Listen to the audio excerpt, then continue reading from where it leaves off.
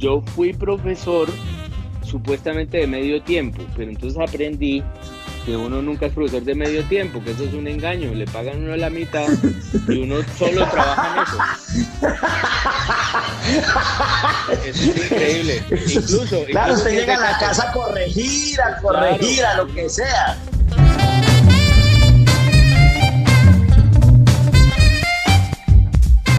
Yo no quiero sembrar ni compartir, yo no quiero 14 de febrero, cumpleaños feliz. Yo no quiero. Buenas noches. Yo no quiero que elijas mi champú. Y yo no quiero mudarme de planeta, cortarme la coleta, brindar a tu salud. Yo no quiero domingos por la tarde. Yo no quiero columpio en el jardín. Lo que yo quiero, corazón cobarde, es que Que mueras mueras por mí. Como en las emisoras, ahí sonaba Fito Páez y Joaquín Sabina, un concierto que dio Fito Páez en Madrid. La canción se llama Contigo, la canción es original de Joaquín Sabina. Muy buenas noches, buenas tardes, buenos días desde donde nos estén escuchando. Bienvenidos a Venga Hablemos, bienvenidos a los libros de la vida. Escuchen ese bello concierto que da Fito en Madrid, está en todas las plataformas. Y bueno, además es buena música y esa es una canción muy dedicable. Hoy es un día frío, pero lo vamos a calentar con literatura. Recuerden que estamos en los libros de la vida en Spotify, en Venga Hablemos, también estamos en Instagram, venga.hablemos. Estamos también en el canal de Suso el Paspi, en la lista de reproducción Venga Hablemos, ahí encuentran todas las entrevistas. Y si nos están viendo por YouTube, estas entrevistas las hacemos los miércoles a las 6 de la tarde. Más que entrevistas, esto es una charla, esto es una conversación, hablar de libros sin esas pretensiones intelectuales que a veces alejan un poquito los libros. Sin embargo, hay un rigor y una precisión que siempre pues debe estar latente en todo lo que hagamos. Así que gracias por venir, por estar acá. Joaquín Sabina me recordó tu live con Amaranta, gracias. Saludos desde Manizales, un saludo a toda la gente de Manizales, a New Jersey, en Estados Unidos, un saludo a toda la gente de Estados Unidos, tanto legales como ilegales, a todos ellos. Bueno, y hoy tenemos un invitado, un gran escritor colombiano que yo descubrí hace 6, 7 años. Lo descubrí con un texto que no es muy conocido de él. Es un texto de la vida de Woody Allen, que ustedes pueden... hay una colección muy bonita, creo que es Norma, no recuerdo bien la editorial. Saca una colección de Woody Allen y es la vida de Woody Allen. Por ejemplo, Carolina Sanín hizo la de Alfonso X el Sabio. Esas son las únicas dos que he leído, pero hay de varios personajes a través de la historia que la hacen escritores o fanáticos o críticos de cada disciplina de la persona a la que le están haciendo pues la biografía. Ricardo Silva Romero es un escritor colombiano, es también un columnista. Aquí les muestro 3 libros. Su último, Río Muerto, un libro necesario para entender la situación de Colombia, el conflicto colombiano. Un libro doloroso, tres personas que pierden a un ser querido, abandonados a su suerte. Parece, dice el autor, que es una historia real. Yo le quiero creer que sí. Y además que es todo lo que la realidad de ficción que se van combinando en esta tierra colombiana tan agredida, pues sirve mucho para que nosotros la veamos en literatura, porque es una forma muy bella de entender la condición humana. Historia Oficial del Amor, también se lo recomiendo. Historia Oficial del Amor tiene una narrativa muy interesante, muy bacano, y además es un libro que nos muestra, yo creo que pues Ricardo escribe de la entraña de los colombianos y yo creo que es necesario. Estos 2 libros son muy necesarios, y Cómo perderlo todo, es con un inmejorable inicio. Párele bolas pues. Ojo pues que aquí lo tengo. Es milagroso e inverosímil que tan pocos matrimonios acaben en asesinato. Uno cómo deja de leer una vaina que empieza así. Tal vez sea así para probar que el castigo no es la muerte. Quizás el amor sea esa sensatez de último minuto. Aquel indulto, o sea, tal vez una buena estrella. Dicen los astrólogos confiables, desde el viernes 1 de enero hasta el sábado 31 de diciembre del pasado 2016, que fue, según lo probado, el peor año bisiesto que se encuentra en las bitácoras del universo. Bueno, hasta que llegó el 2020 y dijimos, aquí estamos. Entonces, estos libros de Ricardo Silva Romero, él está conectado. Don Ricardo, ¿cómo me le va? ¿Qué dice, don Dani? ¿Qué ha pasado? ¿Qué hay de cosas? Hombre, ¿qué ha pasado? Pasó un aguacero por acá. Hoy aquí no Usted tocó. se imagina. Hoy por aquí ¿Cómo no vamos? pasó. ¿Cómo va todo? Bien, todo en orden, ahí llevando los fríos y los encierros a medias. ¿Estás en Bogotá? Sí, estoy en Bogotá, aquí en mi Bueno, casa. ahí debe estar haciendo un frío similar o superior al que está haciendo acá en el Retiro. Yo vivo en el Retiro Antioquia y está Ya, haciendo una... De hecho, va a tronar en 2 segundos. Muy posiblemente porque estoy viendo los flachazos del... vamos a ver si se alcanza a escuchar hasta acá. Pero sí, acá está haciendo un Hola. frío que hace mucho yo no sentía. Uy, Aquí la vaina está está complicada, con pero bueno. toda, sí. Pero bueno, ahí vamos. Bienvenido.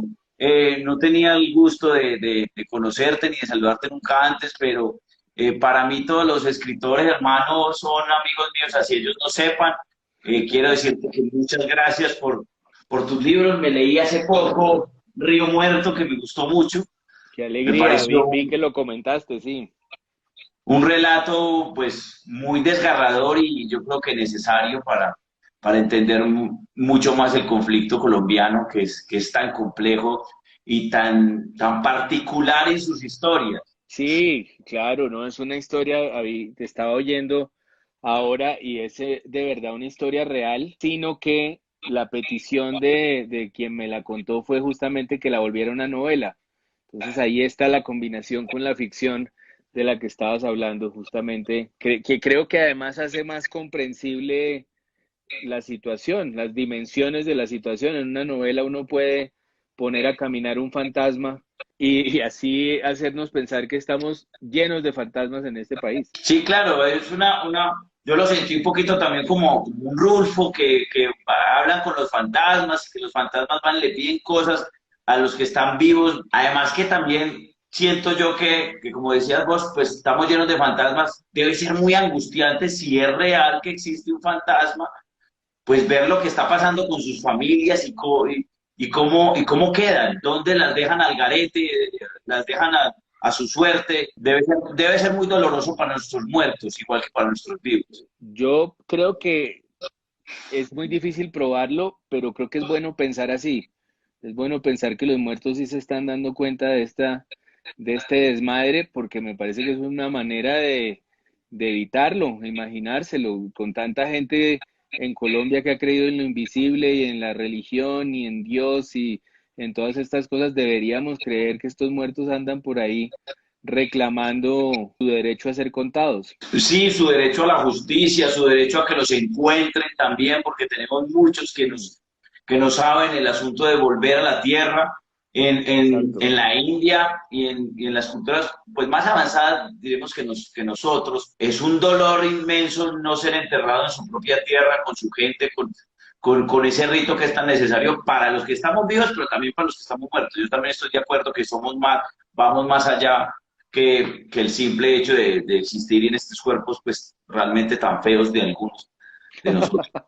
Yo justo después me puse a escribir una novela que terminé ya sobre gente que muere y vuelve. Es algo que está en todas las culturas desde el principio. Es decir, en la República de Platón hay testimonios de un soldado que muere y vuelve. Para decirte un ejemplo, pues en las pirámides de Egipto hay narraciones de gente que muere y cuáles son los pasos durante la muerte. Y la verdad es que sí se queda uno pensando que el contacto con la muerte es muy constante, muy diario y que no tiene nada de raro que los muertos estén viéndolo todo desde casi como cámaras de seguridad. Qué susto. Si No, además, esos truenos no crea que es por cualquier cosa. eso es gente muerta. Sí, No, además que nuestra cultura particular, la cultura latinoamericana, tiene una sacralización de la muerte muy compleja. Siempre he preguntado una vaina que es muy particular. El Viernes Santo es el día de más afluencia en las iglesias, es el día que muere Jesús. Cuando Jesús, su gran talento, que me parece a mí, es haber resucitado, ¿cierto? O sea, morir, pues sí, morimos todos, pero, es pues lo que lo, morimos todos, pero resucitar, pues, claro, amigo, hasta donde sabemos, solo Lázaro y Jesús. Y los domingos la gente no va. los políticos Eso, hay también. muchos políticos que resucitan constantemente Sí, y los ve uno que van en esa vida política dinámica. sí, sí, Pero sí. el punto es que el domingo la gente está en sus casas, unos van, otros. En cambio, el viernes sí es la muerte, el dolor, el sufrimiento. Sí, Entonces, hay un tema muy impresionante con la muerte. Ese es tu último libro, sale dentro de poco. yo creo que hacia julio, ya, es la historia de 8 casos de gente que va a la muerte y vuelve de diferentes épocas de la historia, pero es una novela realmente, es una ficción a partir de muchos testimonios. Hay un libro muy interesante que se hizo en los 60 que se llama La vida después de la vida, de un médico que, aparte un tipo ateo que no creía pues en nada, que se dedicó a recopilar testimonios de gente que moría y volvía, y a partir de ahí pues es una novela que parte de esos testimonios de todas las culturas y que yo creo que puede salir bien a la larga. Vamos a ver. Venga, Lo hermano, que pero usted está escribiendo, o sea, un libro por año, más o menos.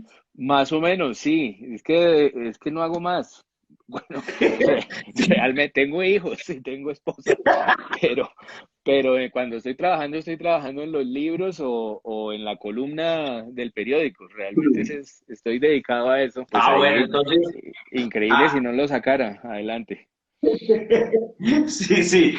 Lo que digo es que escribir es una situación muy compleja y yo veo que cada año, pues no alcanzan, a veces no alcanza uno, porque yo estoy en deuda con vos como en 3 o 4 libros que me he querido leer, porque estás publicando constantemente ese proceso creativo. Para mí que a veces trabajo, a veces hago cosas creativas. ¿Cómo funciona? A vos te llega una historia y dices, listo, yo quiero hacer esta vaina y me voy para allá. Por ejemplo, fuiste a Río Muerto y fuiste pues, al lugar donde se Sí, sí, supone que es sí. Río Muerto, investigaste.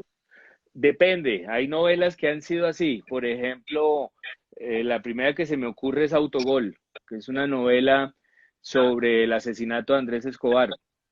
Y está contada desde el punto de vista de un comentarista radial opita, comentarista deportivo de Sí. los de cuando yo era chiquito, de los 80, pues que eran unas estrellas de rock que aterrizaban en helicóptero en el estadio y bueno, y eran esa mezcla como de sabiduría coja y poesía mala. Es decir, comentaristas que le decían a la tarjeta amarilla el acrílico hepático, o, o, o que decían que habían, en vez de entrar por el ángulo, decían por donde el carpintero puso la escuadra, o hace no mucho le oía a Hernández Bonet hablar de la saltabilidad del equipo, cosas así. Esa mezcla de sabiduría con poesía a mí siempre me ha fascinado y entonces hice esta novela Autogol desde el punto de vista de un comentarista radial que se queda mudo cuando ve el autogol que hace Andrés Escobar y ese es el arranque, pero realmente lo que quería decir es que para contar eso toca entrevistar a un montón de gente que estuvo en ese mundial, que conocía a Andrés Escobar, investigar en archivos de prensa. Se va metiendo uno en el cuento. Terminé hablando con un montón de comentaristas radiales. Me hice amigo del comandante Castro, el que narró la llegada de Lucho Herrera al Alpe de Hues. En fin, hay novelas que lo empujan a uno a un instinto que no es del todo propio de un escritor. A mí me da mucha pereza salir de la casa, mejor dicho. Pero hay novelas que lo obligan a uno a salir y a investigar y a hacer entrevistas y a desempolvar cierto porcentaje del alma que pertenece a un reportero y ese es un caso en el que termina en eso. Hay otros casos en los que uno termina como un libro que se llama El libro de la envidia, metido en archivos del siglo XIX, o en el caso de Río Muerto, tenía a la persona a la que le pasó cerca y aparte la fortuna de haber conocido el lugar en donde sucede, justo en la época en la que sucede. Entonces tenía fotos, tenía muchas cosas que me sirvieron para darle un piso real a la ficción. A los que nos ven en este momento, nos ven fuera de Colombia, creerán que las historias que los escritores colombianos, muchas se inventan, sí, pero otras es que pasan, realmente pasan. O sea, aquí en Colombia realmente un narrador de fútbol llegó en helicóptero a un estadio, el gran Edgar Perea. Si no estoy mal, venía de la cárcel, además, acaba de salir de Claro, la cárcel. exactamente. Una O sea, historia de rock, de tenemos estrella de rock. todo el complejo para decir, y eso no se me ha ocurrido, pues vengan a Colombia y verán que aquí ya se le ocurrió a alguien, ya lo vivió, ya pasó, ya pasó. Así es. Hermano, aquí en este formato, la idea es pues ponerle un tono mucho más tranquilo de hablar de los libros, y pues es escoger cinco libros de Ajá. tu vida, cinco libros que te hayan marcado, pero antes de eso, ¿cómo empieza? O sea, uno no nace lector, ¿cómo empezaste vos con tu primer contacto con los libros? Pues yo tengo los primeros recuerdos de ser lector tienen que ver con mis papás leyéndome. Mi papá, que era muy buen lector, me leyó a mí cuando yo era muy chiquito Huckleberry Finn y me lo leyó todo y en los pies de la cama en la que yo dormía y fue realmente, pues, es el primer recuerdo que tengo de una lectura de un libro completo. Luego, mi mamá, en una época en que me dio insomnio, tenía yo como 10 años y no me podía dormir, era una, bueno, hoy en día tampoco, pero en esa época era más extraño, menos aceptado por la sociedad. Y entonces me leyó una novela que le había regalado mi papá, mi mamá me leyó una novela que le había regalado mi papá, que se llama El viejo Jim Hotovich, que es la historia de un mago de la lámpara, de un genio de la lámpara, en Moscú, en la Unión Soviética. Es decir, esto ocurre como en los años 50, y eran una serie de libros sobre la Unión Soviética que se tradujeron y se trajeron a Latinoamérica, y uno de esos llegó a mi casa y me acuerdo muy bien de la novela, y es mi segundo libro que recuerdo bien. Luego creo que ya volverme un lector juicioso que no leía solo las novelas que le pusieran en el colegio, porque además debo confesar que pues ya cuando yo era niño había alquileres de Betamax, después canales de parabólica, juegos de video, todo era prehistórico, pero era lo mismo que ahora. Había muchas competencias para la lectura, muchas buenas competencias para la lectura, y solo a los 15 años empecé a leer por mi cuenta porque mi hermano me empezó a recomendar libros que venían al caso, ya libros que para alguien de 15 años le empiezan a decir cosas, y alguien de 15 años empieza a entender es lo diferente de leer, qué es lo que da la lectura que no da el cine, o que no da la televisión, o que no dan los Sí. juegos de video. Y es una articulación de las dudas que uno tiene por dentro, de las sospechas, de los temores. Sucede por dentro de la lectura, y es algo que no sucede de otra manera. Eso, vea, aquí más o menos el 99.9% de los invitados han tenido esa influencia paterna o materna, o de abuelos o de tías, y eso es clave para los que están viendo o Eso es clave. escuchando este programa. Es muy difícil que usted le pida a su hijo que su hijo lea si usted no lee. Es muy difícil que si usted le diga, es que esos muchachos de hoy en día no leen, no cogen un libro, pero si usted tampoco coge un libro, es muy berraco que ellos Sí, cojan, porque para ellos, los papás, para los hijos, los papás son el modelo donde yo voy a seguir. Entonces, como esto, yo debo ser más o menos así, yo debo organizar más o menos mi vida de acuerdo a cómo están ellos. Eso es totalmente. fundamental, así que hay que leer grandes y chicos. Si usted quiere que su hijo lea, empiece leyendo usted, punto. De acuerdo, yo Y ahí no creo estamos que bien. sirva de nada que uno les diga a los hijos que lean. Yo creo que eso, que en realidad, como sabemos, a uno le quedan de los profesores las caras chistosas que hacían, las frases sueltas que decían, no lo que enseñaban en la clase, sino la figura del profesor, Y es lo mismo con los papás. Yo creo que uno, si se la pasa diciendo a los hijos que lean, que eso es importante, eso no sirve de nada. En cambio, si lo ven a uno disfrutarlo y servirse de la lectura, que la lectura le sirve para Exacto. cosas, yo creo que ya es suficiente. Así es. Hermano, vamos con los cinco libros. Listo. Los vamos a contar en desorden, los vamos a hablar en orden cronológico. Pues No tienes que tenerlos ahí necesariamente. no, no los tengo por acá, pero los podría buscar, aunque nos demoríamos. Pero sí puedo empezar por uno que es el libro que me he releído quizás más veces, que es un libro de Truffaut, el director de cine, que hizo luego de una conversación con Hitchcock. Se llama El cine según Hitchcock, es una conversación entre ellos dos y es quizás el mejor libro que yo me he leído de cine y en general sobre contar historias. Me lo he leído en un par de aviones, me lo he vuelto a leer en la casa, constantemente lo busco para revisar partes de la conversación y si uno no lo ha leído, realmente es una sorpresa cuando se lo encuentra y lo disfruta mucho. No sé si lo conoces. No lo conozco. Sabía que creo que sos magíster o hiciste una maestría en cine. Sí, Y una pregunta, por eso hiciste el de Woody Allen también. O sea, sí. que ese sí lo leí. Este libro, El cine según Hitchcock, son una conversación entre ellos dos y si yo quisiera leer el libro, ¿qué podría encontrar ahí? Pues mira, lo que vas a encontrar es una conversación entre ellos dos desde que Hitchcock es chiquito hasta su última película. Van película por película hablándola y es descarnado. Hitchcock es totalmente despiadado con sus propias películas. Las que le quedaron bien, él reconoce que le quedaron bien. Las que no, dice es que fallé en esto, esto y esto.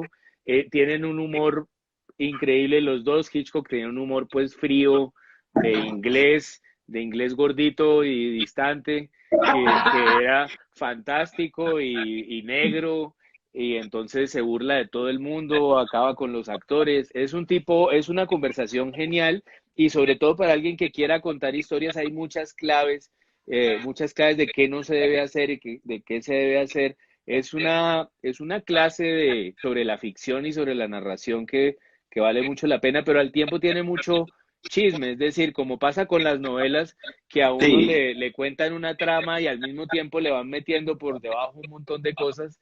Aquí en este libro, uno está siguiendo la vida de una persona con todos sus reveses, con todos sus momentos duros y sus momentos de gloria, pero al mismo tiempo le están explicando para qué sirve la ficción y cómo se hace bien. Entonces es único. Y no solo para creadores de cine, me imagino que también sirve No, para narradores de literatura, de lo que uno quiera narrar, porque la narrativa, pues aunque cada arte tiene como sus especificidades, si se puede decir así, sus particularidades, en general, cómo le cuentan a uno las cosas, tienen como unas reglas para todo. O sea, sí. hay unas formas para todo. Sí, de acuerdo, de acuerdo. Sí, hay unas formas para todo y lo que uno concluye de pronto leyéndolo es que la forma en general de todo el arte o el esqueleto de todo el arte, de toda narrativa, es la estructura dramática,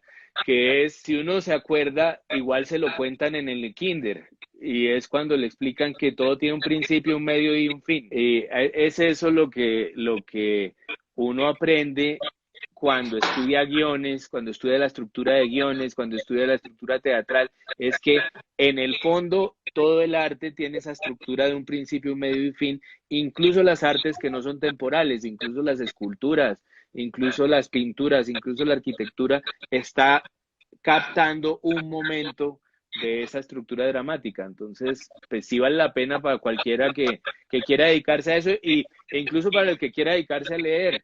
Le sirve para ser todavía más creativo en su lectura. Pues a mí, Sí, entonces tanto que a veces uno critica o dice, no, inicio, nudo y desenlace. Pues sí, todo está como en inicio, nudo y desenlace, básicamente. Todas las historias tienen un inicio, un medio y un totalmente. fin. Así Eso el se fin puede sea por el sofisticar. principio, claro. Como en tu Claro, libro Historia Oficial del Amor, que empieza de atrás para adelante o de adelante para exacto. atrás, que me Eso pareció se puede una, sofisticar, sí, se puede, además, uno puede hablar de primer acto, segundo acto, tercer acto, puede hablar de 5 actos como en el teatro isabelino, puede, en fin, puede meterle todo lo que quiera, pero usualmente, incluso en Historia Oficial del Amor, se está jugando con esa estructura. Si bien aquí el clímax no es de esa novela, o sea, el punto final, el que resuelve todos los conflictos, el punto de esa novela no es qué pasó con esa familia. En este caso, el clímax es es muy de dónde berraco. vienen todos estos líos. Es al revés Claro, el clímax, pero sigue funcionando con esa lógica. a mí me impresionó mucho cuando leí este libro, fue el primer libro que leí en el 2019, porque yo decía, este man, ¿cómo con una vaina que va de para atrás, que yo ya sé qué pasó, pues históricamente ya uno sabe qué pasó, y entonces llevo 340 páginas y ahí voy. Y eso una vez más demuestra que lo que importa no es saber la historia, sino cómo nos cuentan la historia. Sí, de acuerdo. Cómo nos dicen, cómo nos cuentan el tema, ya sabíamos, ya todos sabemos que Jesús iba a morir y iba a resucitar y la gente iba a ver Franco Sefirelli a Jesús de Nazaret. Entonces ya está contado, es cómo nos cuentan la historia. Me parece clave eso. Voy a buscar y a brujear el cine según Hitchcock. Sí, vale la pena. Y vamos con el segundo. Bueno, el segundo, ¿Y que los tenés también, anotados ahí o qué? no, aquí ¿Sí o tengo, qué? es que el otro día, bueno, hace como 6 meses, me preguntaron 5 libros para la revista Rolling Stone. Entonces, la verdad es que uno puede decir cualquiera, porque hay un montón que uno puede decir, Ujú. son sustituibles muchos, pero como hice el esfuerzo de pensármelos mucho para ese artículo, me parece lógico asumirlos. Y entonces Sí, claro, claro. aquí tengo otro que sigue y que tiene que ver con la biografía de Woody Allen, los cuentos completos de Woody Allen, que cuando yo tenía 15, 16, 17 años, me acuerda mucho El Apagón, ese libro, me los leí con mucho juicio todos esos cuentos, e Que era incluso una las obras. cuarentena disimulada del apagón, era una cuarentenita disimulada. Una cuarentenota de un año que había que levantarse más temprano y le corrían uno la hora, en fin, bueno, eso fue toda una época también distópica que se superó, y en esa época leí mucho esos cuentos al tiempo con lo que estaba de moda en ese momento, que curiosamente eran las novelas de Kundera en el año 90, 91, 92, las novelas de Kundera que también eran de la misma editorial de los cuentos de Woody Allen, de Tusquets, estaban muy, muy de moda, y esas fueron las lecturas de esa época. Para que la gente entre en contexto que está preguntando y qué pasó, pues el chisme en contexto, es que en el 92, ¿cuándo fue el racionamiento? ¿92, 93? Sí, 92. 92, sí, Hubo 92. una cosa que se llama todavía el fenómeno del niño en nuestra mágica forma de darle nombres a las cosas. Dijimos, el fenómeno del niño. Sí. Y era que todo se secaba, que no llovía, los embalses se bajaron, hubo racionamiento. A muchos nos tocó cocinar con unas vainas de petróleo y el presidente era César Gaviria y utilizó la hora Gaviria y era que corría una hora, entonces la gente no sabía si era la hora normal o la hora de atrás, entonces decía la hora Gaviria o la hora normal, en los pueblos no la utilizaban. Y se Sí, vivió así mucho tiempo así con fue. racionamiento por horas. En las casas ponían por ejemplo, uno sabía, hoy se va la luz de 7 de la noche a 10, la otra semana se va de 2 de la tarde a 6 de la tarde. Y así vivíamos. Claro, por Eh, la mañana se iba como 3 horas, por la tarde como otras 4. Había como un bache como entre 5 de la tarde y 8 de la noche, que era el momento más crítico porque uno ya quería ver televisión. Era una generación muy acostumbrada a ver televisión y fue exigente esa época. fue difícil. Bueno, entonces tenemos dos, el cine según Hitchcock, los cuentos de Woody Allen, pues un director de cine, Sí, pues véanse cualquier película de Woody Allen, yo recomiendo siempre dos, de dos épocas distintas, todo lo que quieres saber sobre el sexo y nadie se atrevió a preguntar, y Match Point, que son como buenísimas. las dos que bueno, está Manhattan y hay otras de su época antes de los 80 que fueron muy brillantes. Y hay un documental también en Netflix que es muy bueno, que está muy bien hecho y es de Woody Allen, por si quieres saber un poquito más de este director. Es un poco así es. complejo y loco y neurótico y sus personajes son así muy brillantes como suelen ser las personas neuróticas. Y los cuentos son muy buenos. Y son cuentos de qué temática. Pues hay de todo, hay parodias de textos de filósofos, hay cuentos como los cuentos de cualquier escritor, es decir, historias muy bien contadas. Hay uno muy conocido entre los escritores porque le gustó a mucha gente, que se llama El episodio Kugelman, que es la historia de un profesor que entra en una máquina que lo puede meter en la novela que quiera, ¡Qué una maravilla! máquina mágica, y entonces lo meten, él decide meterse en Madame Bovary y tratar de enamorarla. Y pues es una burla de todo, la academia literaria y el mundo intelectual y el mundo de los escritores y las pretensiones y, en fin, todo ese mundo que él es tan bueno para describir, sí, de las pretensiones intelectuales y de los mundillos de la cultura que suelen ser muy pesados. Es verdad. Antes de seguir con el tercero, hay una pregunta que nunca te han hecho. Yo sé que no, esa es primera vez que te la van a hacer. ¿En qué momento decidiste voy a dedicarme a escribir, a ser escritor? Pues mira, yo creo que me di cuenta de que era escritor cuando ya estaba dentro. Pero Es espérate, decir, ante una pregunta de cajón, tú tienes que decir muchas gracias por tu pregunta. claro, no, y te la agradezco, no creas que no. Eh, yo creo que yo me di cuenta que era escritor, estaba ya metido adentro cuando caí en cuenta, porque no era un objetivo, un propósito, un sueño mío de infancia. Es decir, yo recuerdo haber querido ser futbolista un rato, otro rato en algún momento político, luego reflexioné, maduré y quise ser en algún momento director de cine, ya cuando me iba a graduar del colegio. Luego me di cuenta de que para ser director de cine hay que salir de la casa, y entonces me pareció que era más fácil escribir. Empecé a escribir y a escribir, y creo que los golpes de suerte me fueron conduciendo a hacer eso, a dedicarme a eso.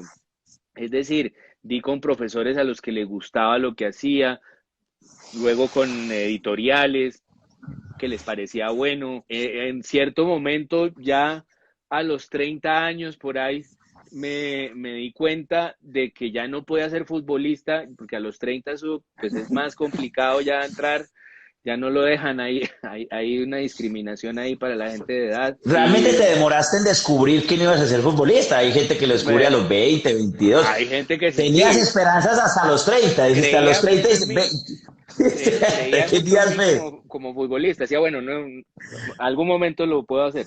Pero ya a los 30 logré dar un giro y empezó a darme menos vergüenza decir que era escritor.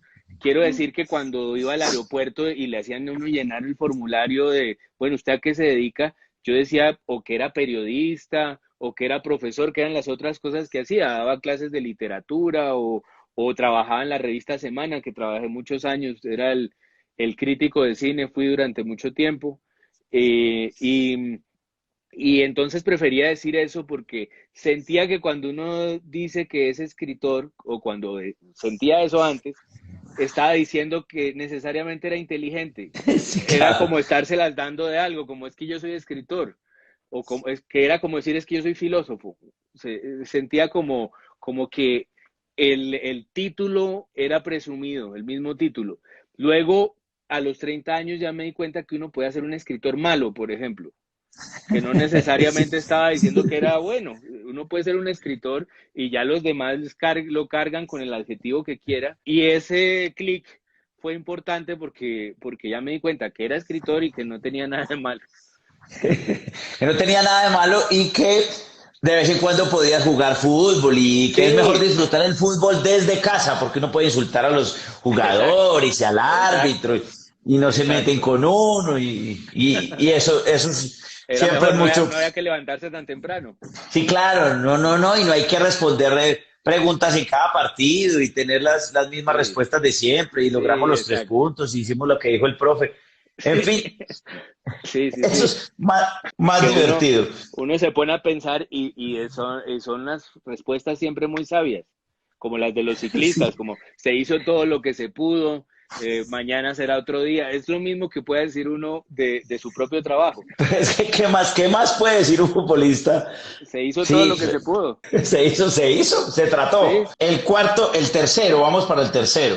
Vamos para el sí. tercero en El estos tercero pentalibros. es un libro de poemas de César Vallejo, yo diría las poesías completas de César Vallejo, que sigue siendo, a mi modo de ver, el mejor poeta que he leído. El poeta, por lo menos, si no el mejor, porque eso pues, es imposible decir, el que más me afecta a mí, el que más me interesa, el que más dice cosas que yo habría querido decir alguna vez. César Vallejo, toda la poesía completa, uno la consigue en ediciones algunas veces baratas, algunas veces más caras como la de Alianza, pero muy bien hechas.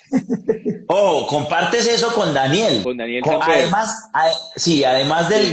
de la escasez capilar, comparten el gusto por César Vallejo, porque Daniel fue el primer invitado a este programa. ¿Y dijo César Vallejo? Y dijo César Vallejo, mi poeta favorito es César Vallejo y me sé poesías de César Vallejo y más o menos era muy parecido a lo que decías vos, me identifico con todo lo que Claro, él dice, yo pienso de alguna manera, pues no como César Vallejo, sí.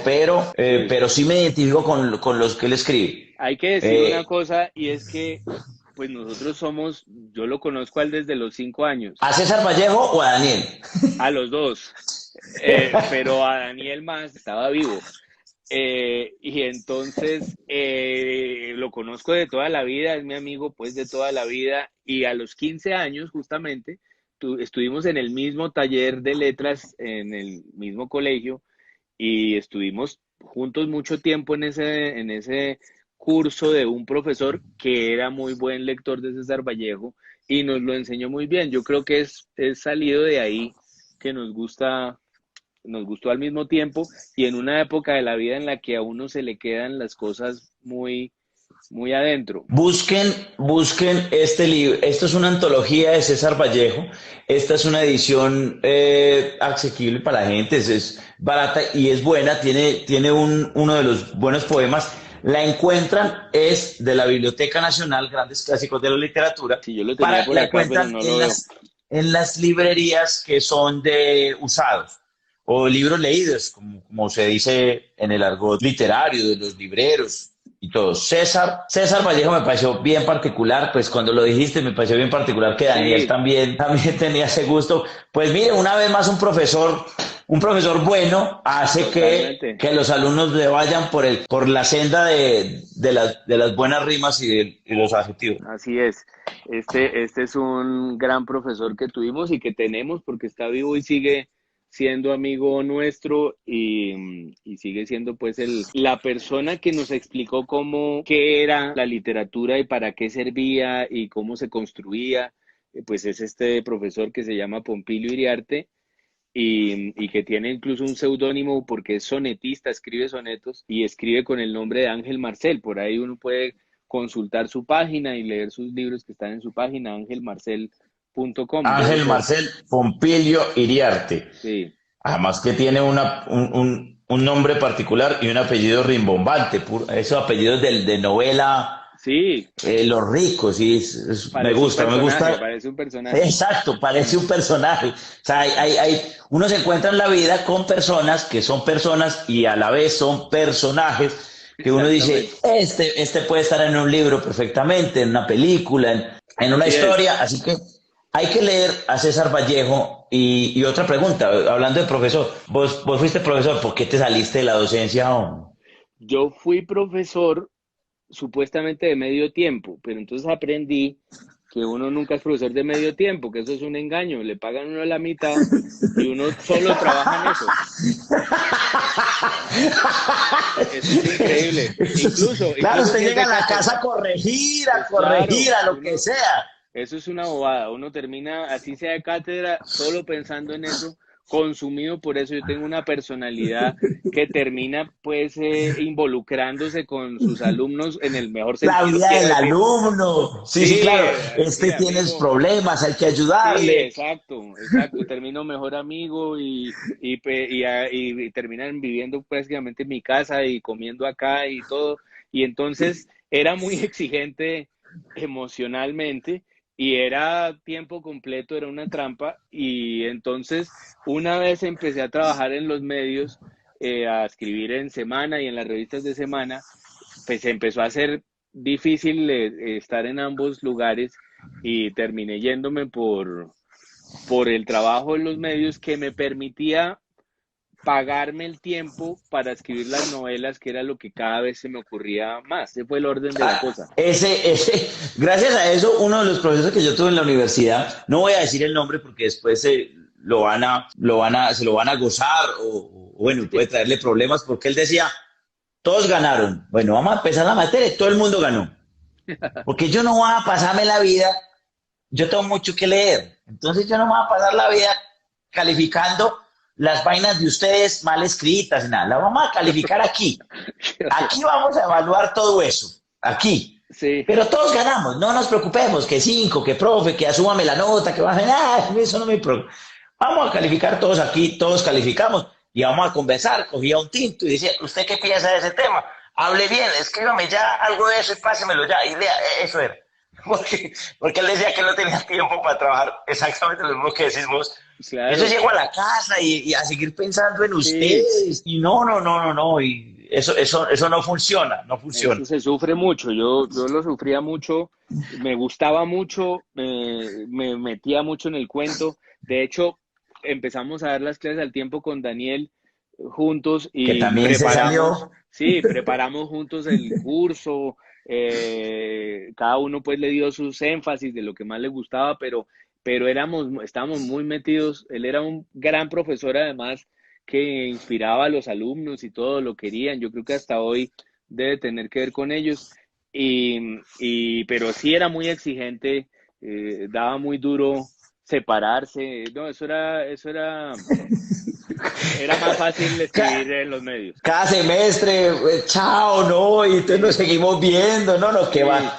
no, era terrible. Porque en todo caso, además, uno no es del todo amigo porque es más viejo y hay Claro. ahí un efecto pues, que es casi de reality. Está todo el mundo atrapado en un mundo paralelo y bueno, en fin, tiene muchos lados apasionantes, interesantes, pero finalmente para mí era me daba más tiempo y me empujaba más a escribir libros, trabajar en Semana. Así es. Es Daniel Samper. Para la gente que está preguntando cuál Daniel, estamos hablando de Daniel Samper, hijo. Hay Daniel Hijo, Samper sí, papá, que es una eminencia, un hombre de la Real Academia de la Lengua, así ¿cierto? Un es. hombre con el que a uno le da miedo hablar porque de pronto la está cagando. Eh, pero Pero todos son calvos, y- eso sí, eso, sí, todos son calvos y todos todos menos yo. hinchas del Santa Fe, hinchas del... Yo no, Pues, ese es un problema y es una prueba de que soy una persona tolerante. Yo tengo muchos amigos de Santa Fe y no es ningún esfuerzo exacto. ni nada, prueba que acepto a la Uno puede gente hablar como con es. ellos tranquilamente, Sí, exactamente. Sos un ser incluyente en el fútbol, exacto, exacto. como Fontana Rosa, como el negro. Vamos con el cuarto. El cuarto es El Conde de Montecristo, que es la novela que más me ha gustado, que también más me he leído en la vida y realmente es una joya. Ahora que todo el mundo anda muy Sí. metido en las series de Netflix y toda esta cosa, pues que muchas son tan buenas. Esto es una novela del siglo XIX de Dumas, en la época en que las series de Netflix eran las novelas y se producía el mismo efecto porque también tienen capítulos que terminan en punta, también alcanzan a meter todo, la política, el amor, los dramas humanos más impensables en esas novelas del siglo XIX que todavía son mis favoritas como Y lector, escritas escritas, por partes, que la gente exacto, esperaba una parte, como era Dickens, que la gente quería exacto, morir cuando si dentro de 8 días no escribe este señor, ¿qué nos va a pasar y qué es lo que va a suceder? Exacto, por ejemplo, la misma Pinocho es una novela por entregas semanal de periódico, la gente esperaba el periódico para saber qué iba a pasar, hasta el punto de que, si no estoy mal, Pinocho muere en el capítulo 7 y el público se enloqueció y se enfureció y les tocó revivirlo a la brava y terminar la historia de otra manera, que además era, digamos, toda una cuestión para el autor, que era un periodista, Carlo Collodi, que no quería ser recordado como el autor de Pinocho y trató de matarlo pues antes de tiempo y no se pudo. Pinocho sobrevivió, tuvo el final que todos conocemos A y pesar de es su autor. a pesar de su autor, y ese es un ejemplo de lo que pasaba. Los rusos hacían novelas por entregas, los franceses hacían novelas por entregas, y El Conde de Montecristo para mí es la más fascinante, la más encarretadora, pues uno no puede parar de leer eso, y entiende que lo que pasa con las series de Netflix empezó allí, ese efecto, dejar en punta los capítulos, gente que escucha detrás de las puertas, verdades y todo eso que hemos visto en el siglo XX y en lo que va del XXI viene de esas novelas que son muy brillantes. Son además muy brillantes, muy bien trabajadas, porque son 1800 páginas sabrosas en un Arial 8, Arial 10, pero no se asusten. Ustedes dirán, ¿qué va a pasar? En las primeras 25 páginas ya pasó lo que todo el mundo le cuentan. Y esto es un encarrete, y otro encarrete, y otro encarrete. Una recomendación para los libros largos.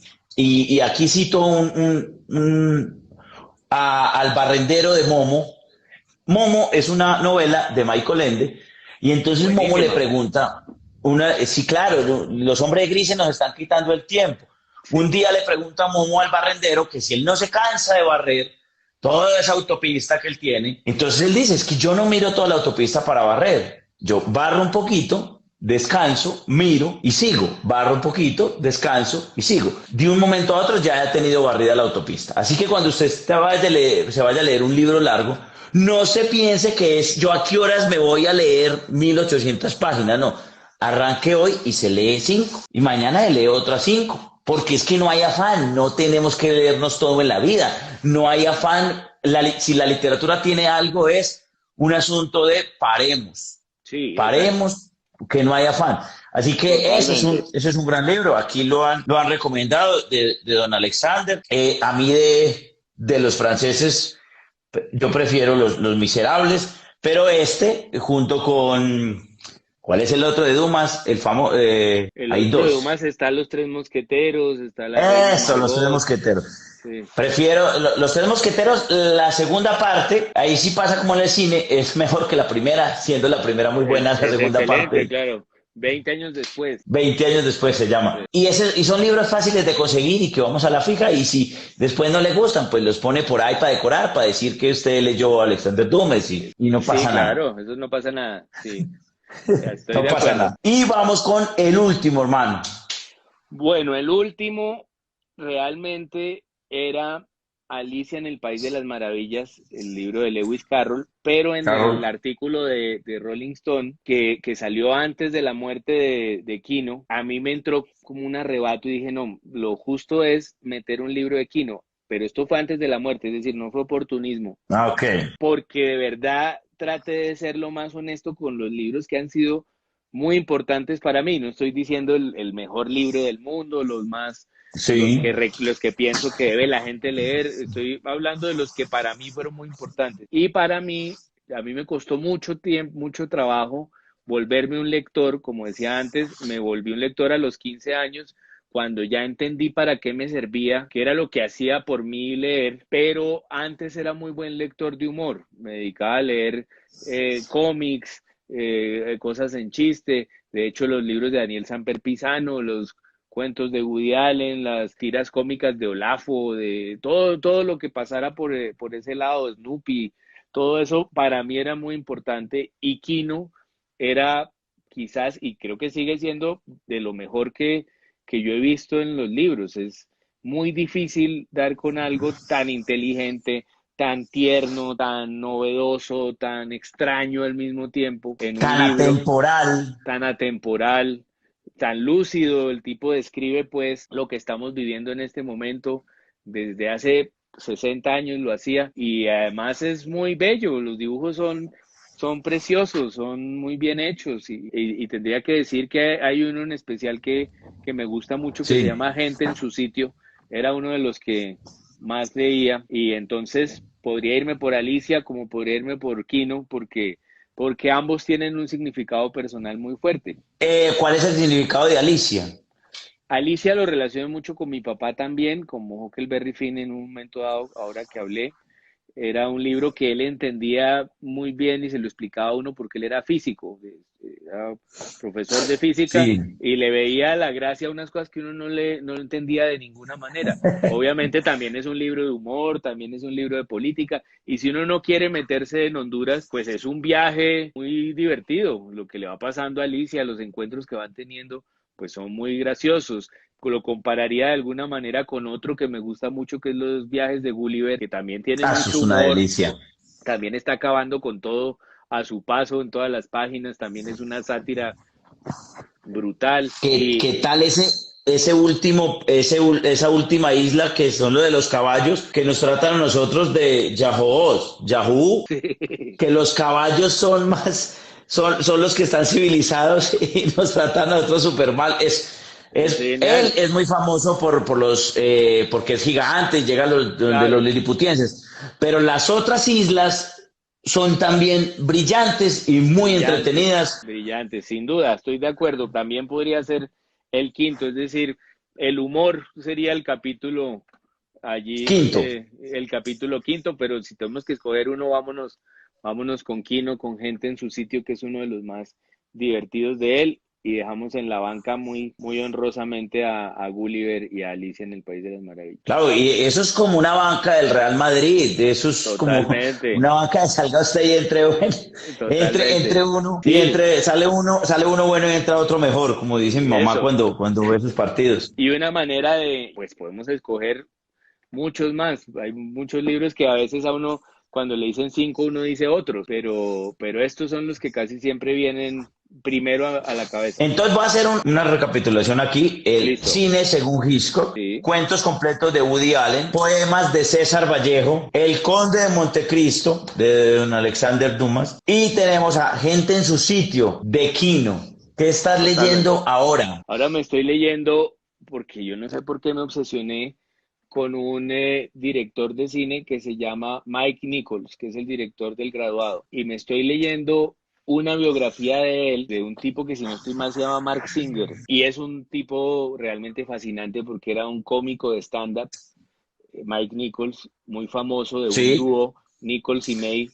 Y luego se volvió el director del Graduado, la película famosa, el director de una cantidad de películas muy importantes de hasta hace pocos años terminó su carrera dirigiendo a esa película que se llama Closer, Julia Roberts y Jude Law y otros Natalie actores muy Portman. famosos, Natalie Portman, y luego su última película es una con Tom Hanks y Julia Roberts que se llama La Guerra de Charlie Wilson, que es una historia verdadera de la guerra de gringa de Afganistán y también vale mucho la pena.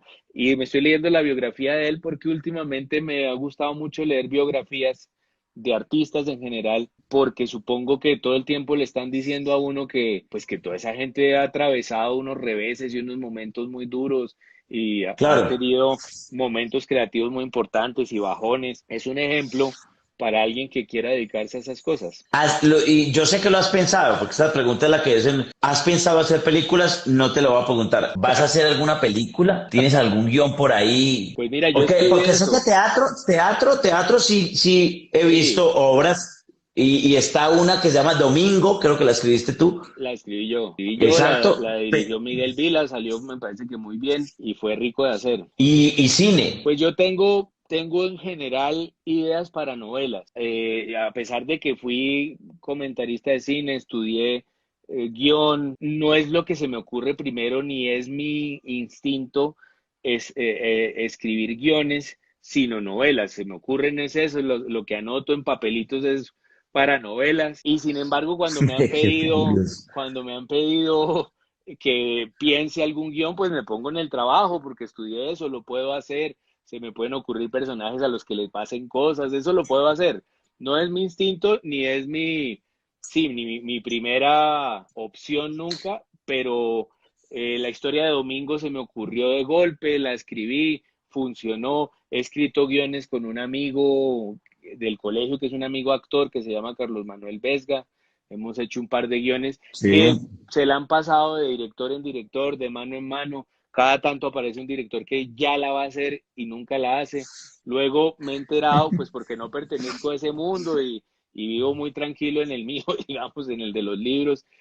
Luego me he enterado qué es lo que pasa con los guiones en general, que van de mano en mano, de director en director y pueden durar 20 años así hasta que de pronto alguien lo quiere hacer. Pero no es algo que descarten y me parece interesante. No me imagino estando todos los días en eso, dirigiendo una película. Además que hay que salir de la casa. Claro, eso es un problema. El guión es más fácil y uno va y escribe la cosa y la manda. Y me di cuenta con Domingo que no me importaba si cambiaban frases, si el director se le ocurrían cosas buenísimas, me parecía buenísimo. Me pareció que era un proceso rico de hacer, como un descanso de los libros que valía la pena. Y realmente lo de Domingo fue muy particular porque funcionó. Es decir, los otros Sí, guiones que había hecho no van de mano en mano y hay gente que les gusta, hay gente que dice que no es el momento, en fin. Depende de que demasiadas cosas. esa forma tan elegante de ese eufemismo para decirle a uno que no Sí, funciona algo, no es el sí. momento, el Es país no como está démonos un preparado para tiempo, sí, esto. es como démonos un tiempo. Sí, eso me ha parecido de ese mundo, pues que van cambiando mucho lo que necesitan, lo que quieren, lo que están esperando. Varias novelas las han tratado de adaptar. He participado en algunas series de televisión que me han pedido. Usualmente es la misma estructura de la situación. Me llaman y me dicen que por qué no se me ocurre algo de eso, que me invente una serie o que me invente un guión. Yo me la invento pues porque entre novelas uno puede hacer algo y descansar, inventarse una serie. Lo he hecho, ha avanzado, ha sucedido incluso que contratan a los libretistas para que hagan los libretos, escriben los libretos, llegan a hacer 40 capítulos y hay un momento en que cambian al director de alguna de las productoras o se va el ejecutivo que está manejando el canal y el que estaba interesado y llega otro que eso no le interesa. Ha pasado de todo, es como una Han maldición pasado. que he llevado con mucha tranquilidad porque Que digamos he no llevado. dependo de eso, lo he llevado como una anécdota que Sí, sí, sí, sí. y lo de Es Domingo en una particular maldición. porque funcionó. Sí, pues yo te voy a decir, El Río Muerto no es que sea muy fácil de llevar al cine, pero es una obra que posiblemente guste mucho el cine también. Va a tronar a la cuenta de tres, en cualquier momento va a tronar aquí en mi casa que están Cada tomando vez fotos. Las montañas toman fotos, cada es, vez es más Que horrible hablan de Río Muerto. Sí, claro. ¿Verdad? ¿Verdad? Eso es verdad. Dos Un efecto veces. especial. Debe ser el mudo. Debe ser el mudo. Debe ser el mudo. Hermano, Yes. qué bueno conocerte, qué bueno saber de tus libros. Gracias por tu tiempo, por tu disposición, por tus libros, por estar acá. Gracias a ti. Hemos pasado un rato muy bueno y qué alegría conocerte y qué alegría estar en contacto. No, con todo el gusto. Y cuando salga el nuevo libro, nos contás para contarle a todo el mundo, a gente aquí, que lo compren, que lo lean, que vayan a las librerías y adquieran libros y así, y a las bibliotecas también, en todas partes, donde así, si no tiene plata, vaya a las bibliotecas que hay muchas. Perfecto, ¿no? Eso cuenta conmigo. Aquí quedamos en contacto y una alegría conocerte. Lo mismo, hermano, lo mismo, una alegría y un gusto, una admiración de hace mucho tiempo. Chao, Ricardo Silva Romero. Para todos ustedes, repito, los libros que pues tengo yo acá, algunos, Cómo perderlo todo, Río Muerto, que es su último libro, y Historia oficial del amor. Todos muy sabrosos y si quieren de pronto saber de cine, pues él hizo una biografía de Woody Allen, que es muy sabrosa y que ahí está en una colección muy bonita, que todavía no recuerdo la editorial, pues sacaron una colección como de muchos famosos. Panamericana era esa editorial. Exacto, ahí lo tienen. En Panamericana, entonces ahí lo encuentran. Es una colección de muchos, y usted coge cualquiera y dice, a mí me gusta saber de esto, y se le dieron a escritores que hicieran de varios. Me he leído dos, el tuyo y el de Carolina Sanín, que es una pluma en la vida real, y en Twitter es muy polémica. Twitter siempre arma sus polémicas, pero es una gran profesora de literatura y es muy buena escritora. Chao, Ricardo. Chao. Gracias. Que estés bien. Chao, un abrazo. Lo mismo. Bueno, a todos, gracias por estar acá en Los Libros de la Vida. Hoy estuvo con nosotros Ricardo Silva Romero, escritor bogotano, también especialista, magíster en cine. Y recuerden que estamos siempre en venga.hablemos, Instagram, en YouTube estamos en la lista de reproducción de Los Libros de la Vida del canal de Suso el Paspi, un personaje divertido que el que lo crea es un tipo muy feo y aburridor. También estamos en Spotify. Chao, muchas gracias. Lean, que el que lee nunca está solo. Chao.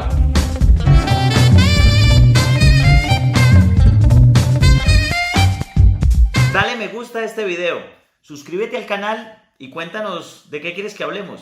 Y venga, hablemos.